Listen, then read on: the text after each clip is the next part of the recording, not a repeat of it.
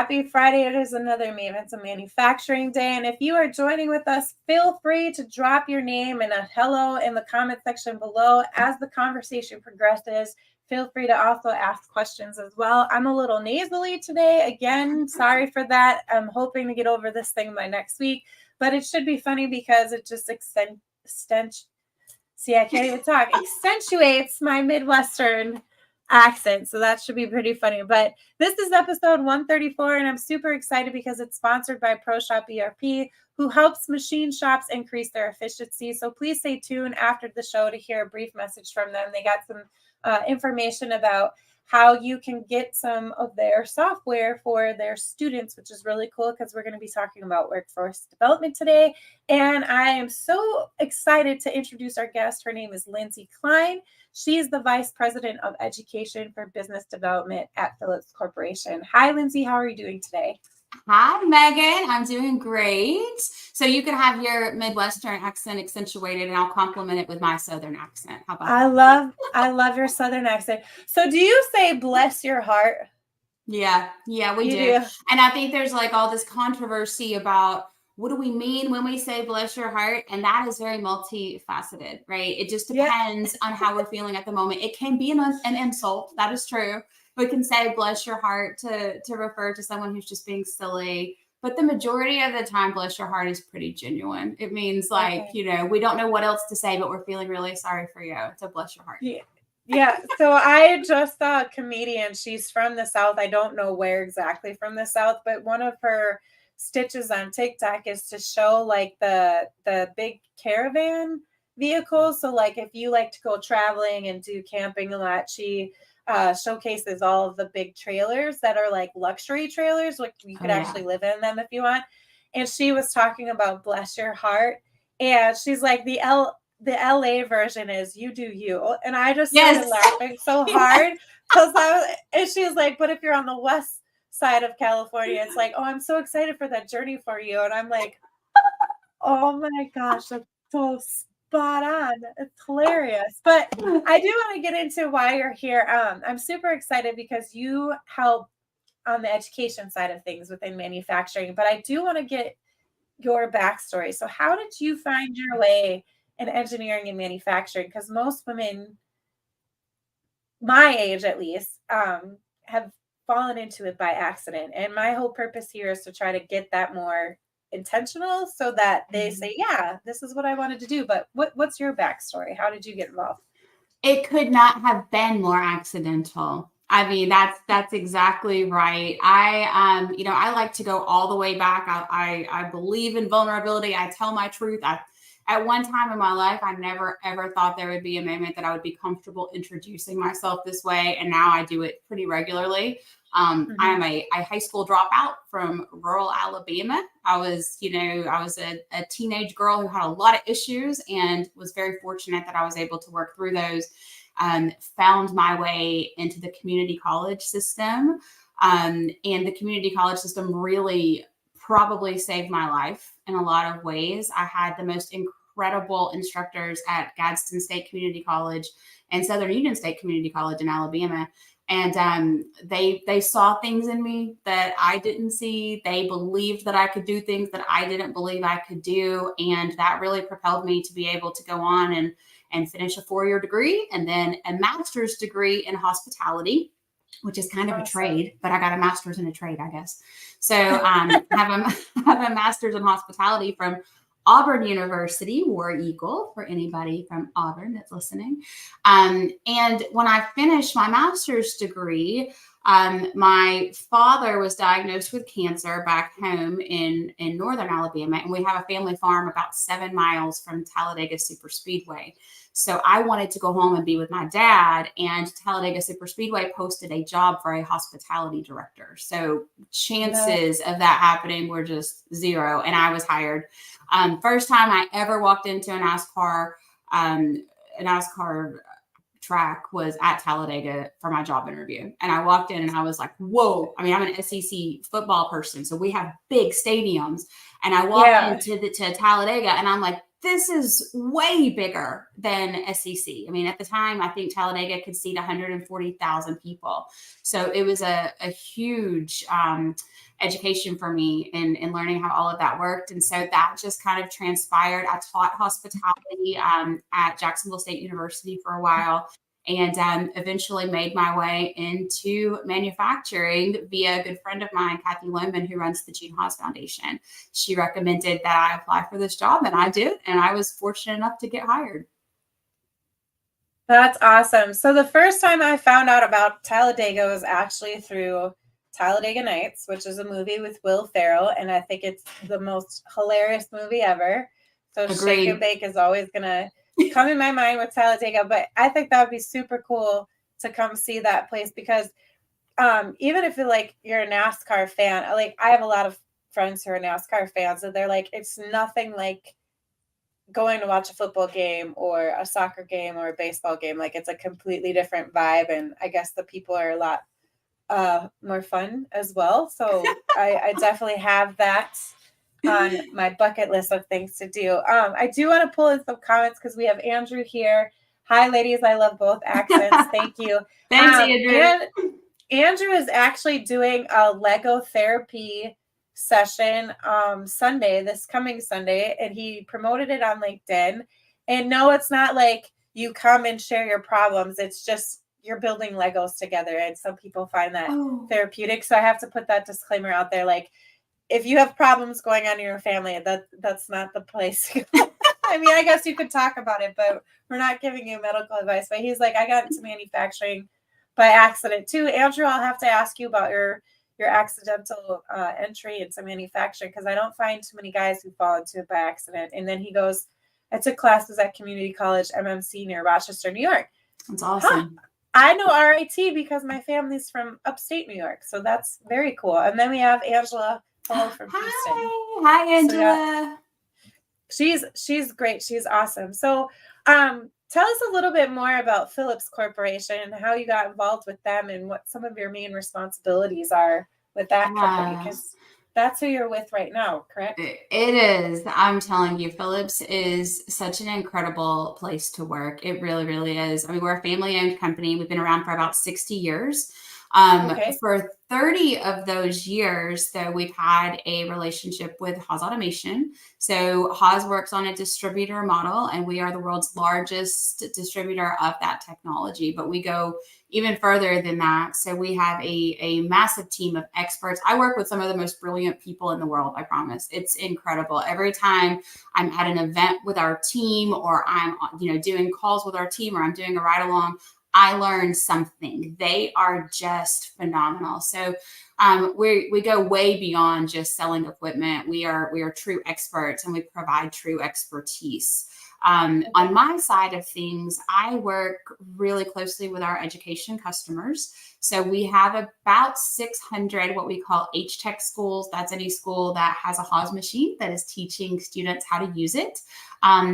But we also have other technology. We are really heavily involved in additive technology, automation. Okay. We actually have our own hybrid machine that our Phillips engineers created, taking a UMC line and pairing it with a Meltio printer head. So we're also the exclusive distributor of Haas Automation for the federal government. So we have some really cool projects that go on overseas as well.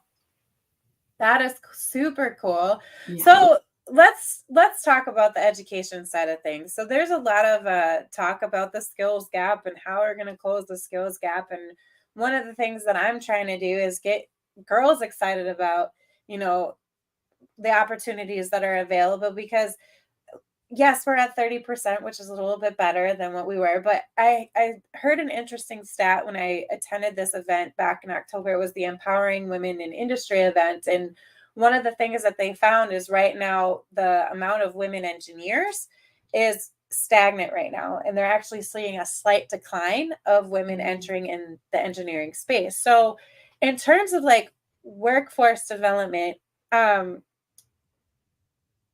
and Phillips Corporation is a global company, correct?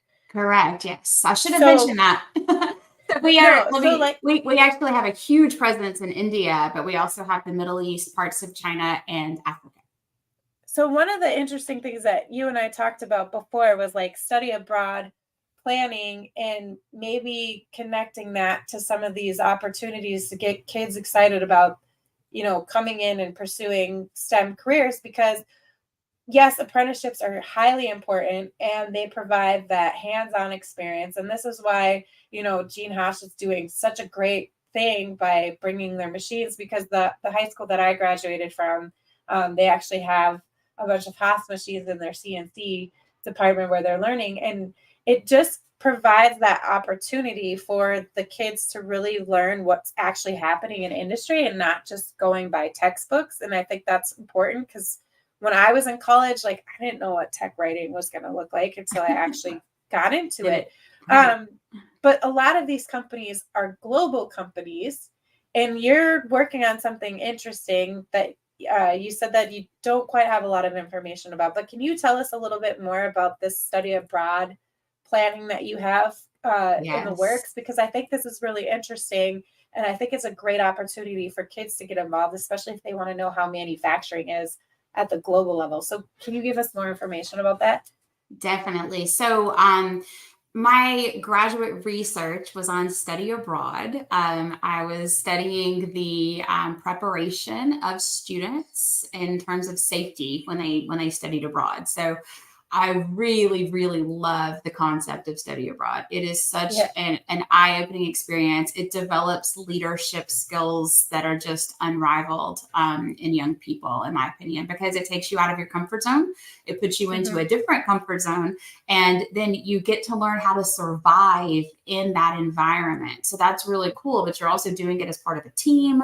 You are learning new customs. You're learning simple things like how to navigate an airport. Like these are life skills that are important, especially to the global manufacturing industry right now, because we are hiring students and almost immediately sometimes sending them internationally to go receive training, right?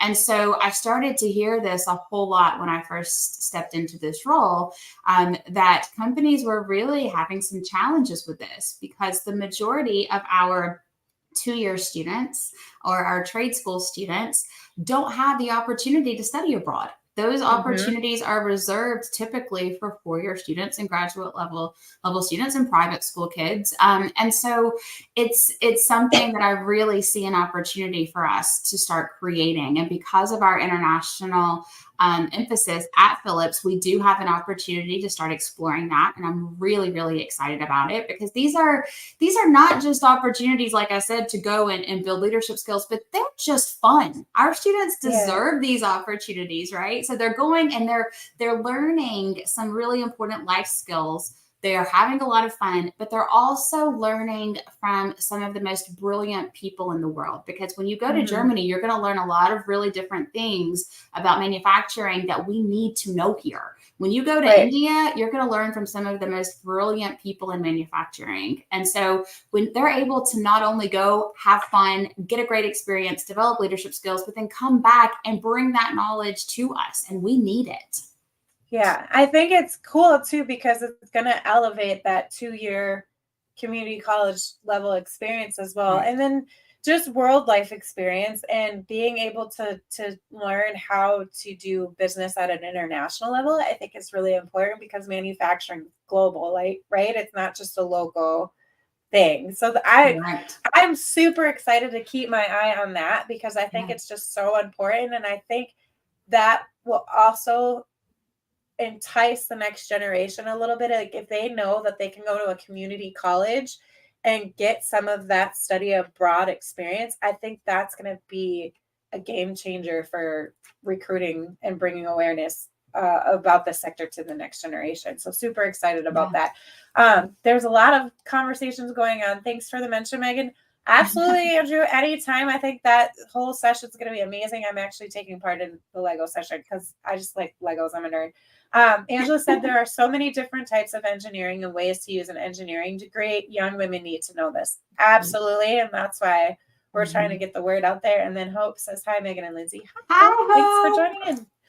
So then what are some of the other manufacturing trends that you're seeing in the industry that help prep the next generation, are there any particular ones that you're most excited about? Not just this opportunity that you're working on with the study abroad program, but what are some of the education trends for the next generation, but also for the current generation? Because I still feel like we need.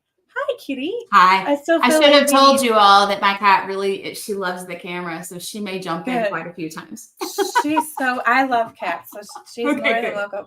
But not just like younger generations, but also current generations. Can you touch on both of those for us? Definitely.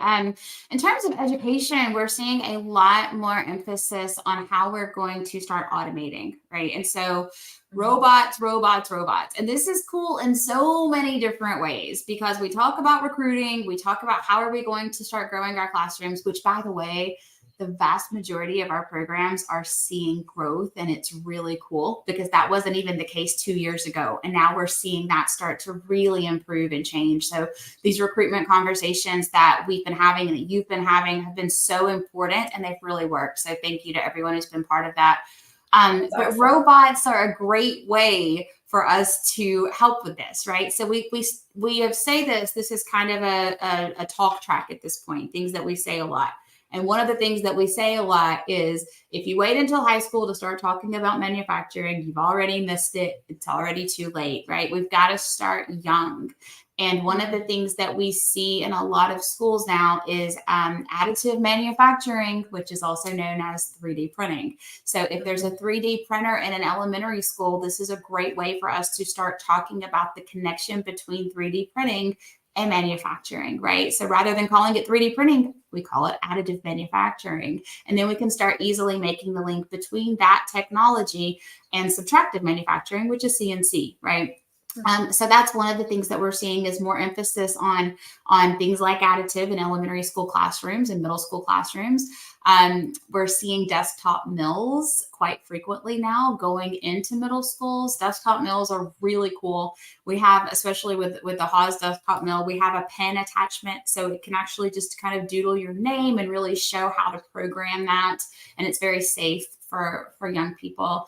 And so we're starting to be able to make connections between what students are already interested in and then the manufacturing field at large. And so with organizations like First Robotics, this is becoming even cooler, not just First, but Vex and Best and all the different robotics companies. But I mentioned First specifically because in First, they have the opportunity to actually make their own parts. So I don't know if you've ever been to a First Robotics build day, but if not, I want everybody to figure out how to find your way to a First Robotics build day, to go in, volunteer, get involved in this. It is magic. It is one of the coolest things I've ever seen. You walk in and the energy is unmatched. And these students are so passionate and they are on fire to build these robots and to participate as a team. So what we're seeing is that as organizations like First and Vex and Best, as they start to grow those efforts and to become even more and more popular,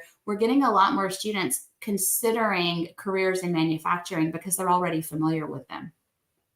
Yeah, and I think there's some interesting stats from First too. If you haven't checked out their website, check out their website because they do have specific stats on how many of their kids who start on a First robotics team actually pursue and enter into some careers like engineering and manufacturing. And it's really interesting. And again, it's like if you don't know what you don't know, how are you going to pursue it? And I know that there are some like state policies that regard like district funding that can kind of slow down that process, because that's one of the hurdles that within my community where I graduated from, that's one of the hurdles that they're trying to overcome is getting that district approval with their budget to actually start a team. They have to like, it's kind of a slow process because they have to like figure out if it's going to be sustainable for years and like they're going to have a continuing interest, because if they don't, then they're not going to start it. And it's just sad because they do have kids that are excited about it, want to do it, but politics sometimes can just throw a wrench in there for things. So we're really trying to work hard to get the team at a high school level, because right now they do have like the younger age tiers involved, but they don't have something within the high school yet. So that's what we're working on. What about like current generations though? A lot of current generations, and I don't want to like make fun of their age or anything at all, but like baby boomers specifically, they're not really technically advanced like these younger generations are. So do you see any trends there with like connecting the generations to help upskill some of the older generations that you particularly like or want to talk about? One of the biggest trends I've seen recently, and actually, one of my colleagues was talking about this recently, Andrew Crow, about I love how, him. well, I don't know if you've heard his whole story, but it was pretty cool. He was talking about how he ended up becoming a CNC machinist, is that he figured out how to get mentorship from a group of baby boomers, right, that were in his workplace, and Yeah. he was able to shadow them, and they were mentoring him. And I think that's what we're seeing from that generation. It's really important. And not to knock my own generation or any generations or my son's generation at all, but one of the qualities that we seem to be to have an opportunity to work on a little bit more is being trainable. Right. We have had a lot more information at our disposal from the time that we were born, or the time that we were, in elementary school or middle school or high school in my case, because I don't think we had the internet until I was around 13. But we've had access to information, and I think that sometimes that makes us want things a little bit quicker. Right. We're in a hurry. Yeah. We want to know them now. We want to do them now. We want to accomplish more now. And the reality is that we need to take a step back sometimes, and we need to listen to those who came before us and those who have more knowledge than us. And I think that that's the most important thing that the baby boomers can really give us right now, is that knowledge. And what we can give them is our ears, right? To sit back and actually be trainable and to listen. I agree with that. I know my daughter's part of the Gen Z generation, so she does a lot of research, and she does act like she knows a lot more than me, and I'm just like, how old is she? That's probably just being a teenager. She's gonna be 20 in December, but she's always been strong-minded, which I'm proud of. Like, she has that mindset, but she just sometimes will be like, I know more than you, and I'm just like, I don't think you do. Are you sure? Yeah, are you sure about this? But it's cool to see that they are, and I've mentioned this before in past episodes, where they are so connected to their phone that sometimes they get a bad rep of just, not being connected to anything outside of their phone. But she and her friends actually do a lot of research on the products that they're buying. And I find it interesting because they are socially aware of like some of the things that are going on. And if you have a conversation with them, it's really interesting to see how in tune they are with some of the stuff that's going on. Because I didn't know that. I thought she was just taking pictures to post on Instagram, but she's actually doing a lot of research and paying attention. There's a lot of issues that she's like, especially social issues, where she's like very in tune with. And I'm just like, how do you know all this? I didn't know that meant so much to you, because she got very like passionate with me one day when something happened, and she's like, this is just not right. And I'm like, how do you know so much about this topic? Like, I didn't even know you're paying that much attention. So it was cool to hear that. Cool. I do want to ask your insights on where you think companies are missing them in the marks in terms of recruiting, because, we are having a hard time bringing brand awareness. And you mentioned Drew Crow, and like, he and I are actually really good friends. I love that guy to death, and I will like promote him as much as I possibly can. But companies are still struggling, not just with recruiting, but there are people who are leaving as well too, and in terms of retention. So what sort of insights do you have to help make their recruiting efforts more effective, but also their retention efforts as well too? I could go on and on about this. I want to touch on women first. Okay. I'm gonna start with this. I have a friend who I love dearly, and her son and my son are good friends. And when they first met, the boys, of course, I went over to meet her, and like moms do. And I asked her where she works, and she's working for a local manufacturer. She's a single mom. And I have a big heart for that. I was a single mom for a very long time. And her journey has been horrible. When I think about what she has gone through as being a single mom, now what the manufacturing industry has given her is the gift of financial freedom. And there is not a lot more that a single mom can really, I mean, that's very important. So I want to be really clear that's fantastic for her. But as young as 4 years old, when her son was in pre-kindergarten and catching a school bus, her shift started at 6 a.m. So she was having to get up, get this child up, get him fully clothed, get him fed, put him back to bed with 3 alarm clocks set, including a phone, because he had to have a phone from the time that he was 4 years old, right?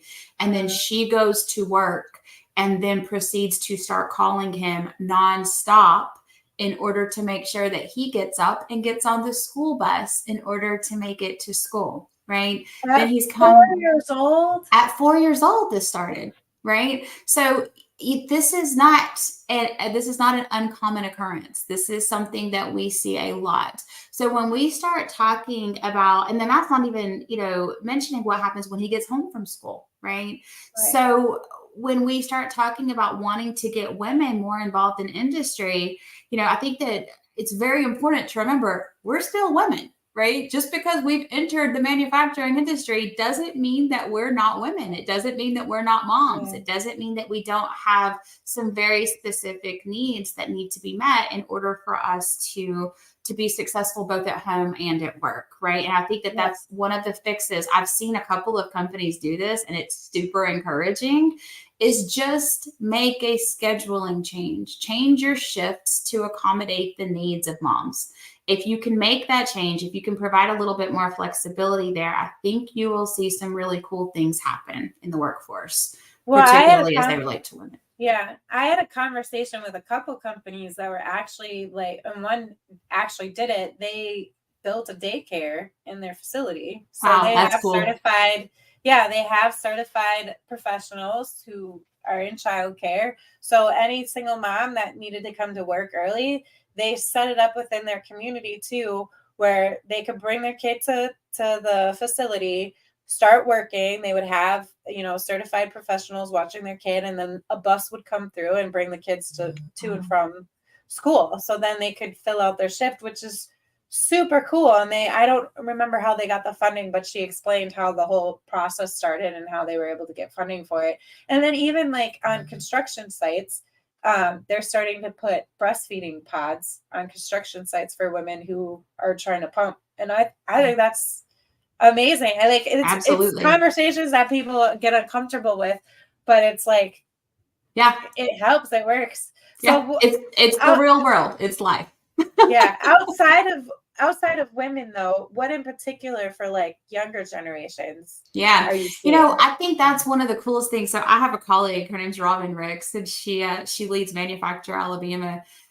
She serves on the Women in Manufacturing board for me here in the state of Alabama. And she is one of the smartest people I have ever met. We did a panel together the other day at Trenholm Tech where we were speaking to a group of young high school women. And Robin came out with this nugget that was just fantastic. So I'm not going to take credit for it because it was hers. But she said that this is what automation is doing for us right now. We hear a lot of people are fearful of automation. They think it's going to take their jobs. We don't see that at all. It's going to be people who know how to use the automation that are going to be needed. But her little nugget was this: automation is going to create remote opportunities in manufacturing for Gen Z, right? That's really cool because I think that is something that Gen Z is really interested in. They want these remote positions, and it's something not even Gen Z. I mean, it's millennials, it's everybody right now. After COVID, it's me. I'm like, oh, hi, I'm home. So it's that is something that we're going to start to see is automation creating those opportunities for people who may have never even considered a manufacturing role to kind of go into those fields. So I'm excited to see how that goes. Yeah, that's going to be really interesting. So then we were talking about women, and one of the things that I found interesting, 1 out of 4 manufacturing leaders are women. And I feel like that number is increasing because I've met a lot of women who started out on the shop floor. Some even started in the marketing department, and then all of a sudden they bought the company, and now they're the owner of the company, which is really fabulous and fantastic. So what advice do you have for women and companies to help more women succeed in this industry? Because there's also that broken rung theory. I don't know if you're familiar with that, but it basically says that if a woman misses her first chance at a promotion, then it's really hard for her to move up the ladder if she doesn't make that first promotion. So what can we do as a whole to really support women in this industry and help them move up the ladder? Yeah, I'm fortunate at Phillips because I am surrounded by men. There is no question about that. But I'm surrounded by really supportive men, right? And so I think that is one of the most important things is, men have to advocate for women, right? Like that's really important. So if you're a man and you're listening to this and you have an opportunity to support your colleague, your female colleagues, please do that. It can be challenging, right, for women when we come into this industry. And I definitely have had my own personal struggles in trying to figure out how to navigate things and not doing it right. You're going to stumble, you're going to fall, you're going to mess up, and then you're going to have to be humbled, and then you have to get back up and you have to keep going. When the rung is broken, my advice is just hop right over it, right? You've got to keep going. Like every time you want to quit, you have to find some strength, find your people who are going to support you, to help you get over that hurdle. You need a trusted group of friends. My group chat is full some days of just me, right? Of people supporting me and saying, you can do it. You've got this. We believe in you. And just keeping your focus on what's important. What is it that you're really trying to accomplish? And you have to ask. I was never comfortable asking for opportunities before I came into this industry. I was never comfortable with that. And I had a wake-up call at some point where I finally realized that my destiny was no one else's responsibility. That's my job. That is my responsibility. And so if I'm going to get where I want to go or where I feel like I need to be in order to accomplish the goals that I have for myself and the expectations that I have of myself for this world, then I can't be afraid to ask for those opportunities. The worst thing that can happen is you hear no. If you're really afraid of the word no, then you need to figure out how to not be afraid of it anymore, because sometimes it's just no, right? But I ask a lot. You can, if my boss is listening to this, he should chime in right now, because he'll be like, yes, she asks all the time, right? If I see an opportunity to make a difference or to move up a little, I'm going to ask for it. Yeah, I think that's important advice too, because I feel like because this industry has been so male dominated for so long, like there are ways that guys connect with one another. Like the whole golf course conversation thing is a real thing. Like if they go out golfing, that's a lot of where the business talks happen. And, guys coming into this industry, they really get a handle of what the business is about. And yeah, not every single girl goes golfing. Like I'm thinking about actually taking it up, because I feel like that's still a place for a lot of business conversation. I suck at it, but like, if a conversation's happening. So I feel like women do need to know that it's okay to go to other people and ask them to be mentors for them. And don't just talk about how to be more confident, but actually ask about the business that you're working for. And how does this, what is our strategy? What are our goals? How do we do these processes? What are our plans for the next year? Like, ask business focused questions and learn more about the business, because I think that will help them project in their career as well. You've got to be at the table, right? You need even if you don't have a voice at the table immediately, that's okay. That you can be, I've been a participant in one particular meeting in my company for, I don't know, over a year and a half now. Before I've really ever had a whole lot to contribute. I was just there to learn, and I wanted to get as much knowledge as possible about this particular project, and I think that's really good advice, Meaghan. Just ask all the questions. I don't come from a background in manufacturing, but a desktop mill was delivered to my garage just a couple of weeks ago because I'm about to learn how to use it, right? That's awesome. Yeah, you've got to just start figuring out what is your pain point, and then how can you take charge of kind of, controlling that. Yeah. We have a Facebook comment here. Hi guys, great conversation. I actually have 3 girls in my current junior class. I'm able to get kids really excited about manufacturing in my class. They graduate and receive employment in the field only to lose interest. The main reason is kids want to learn how to program the machines. My kids are great programmers. When they graduate my class, they go into the workforce, then the company doesn't trust them to program or feel they are too inexperienced. Let kids do more with a reason. And your comment got cut off, Architect. I don't know.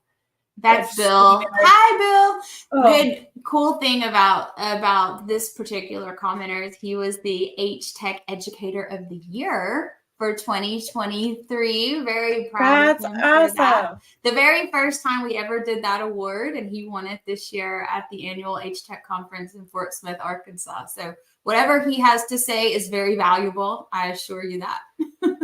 So then what do we do with that then? Because like I hear that a lot amongst the younger generations, where a lot of older generations, I still feel like if you're part of a younger generation, you do need to earn your place. I feel like that's still relevant in certain situations. But if kids do come in and they have this experience that Bill is talking about, how can we give them that chance to progress forward with their skill set that they're bringing in from their education? Yeah, that's a good point. It's a good point. It's a good question. I think that's, this kind of goes into something I think we're going to talk about a little bit later, but this is where the importance of advisory boards comes in my opinion. Is something we're really passionate about at Phillips. Almost every single commercial partner that we have is serving on an advisory board at a local community college in some capacity. And one of the questions I think you were going to ask me is what do I want everyone on this meeting to go and do when we're finished? And I'm just going to jump ahead if you don't mind, because that's it. No, I want everyone to go join an advisory board, please. I mean, this is where you can have a seat at the table and you can start to really explain what you're seeing and what you think. And you're there with other members of industry along with educators. And it's really important that we have those seats at the table so we can start to guide these conversations and to make some important changes.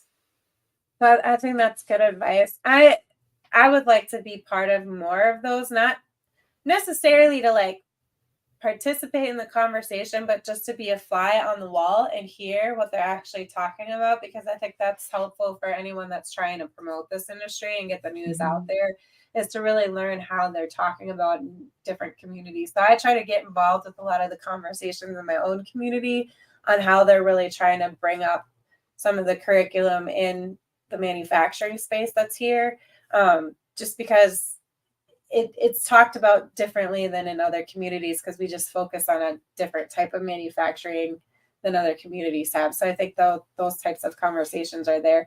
I do want to ask you, like, your 2024 plans, because I know you're working on that study abroad program, but what are some other things that Phillips Corporation is really excited about to take on in 2024? Because the end of the year is almost here, which is crazy, because I swear 2023 just started like 3 days ago and we're already in November. Like, it did. Yeah. I don't even think I've put my New Year's outfit away yet. Just left it up. This is wild. I can't believe it's November 10th. Oh my goodness. We have so many things to be excited about.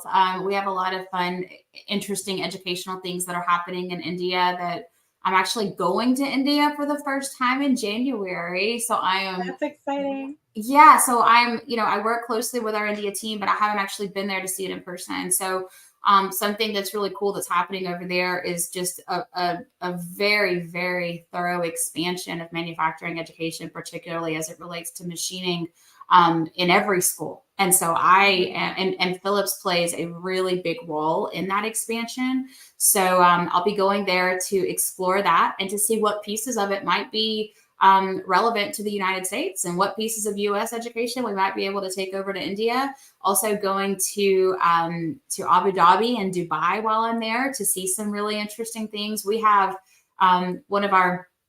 we have an incredible team at Harrisburg University, which is in Harrisburg, Pennsylvania. We're really close to this team. I'm really close to this team. They're probably listening right now. But we have a campus of Harrisburg University in Dubai. So I'm really excited to go and see that and to see, how we might be able to partner with that campus.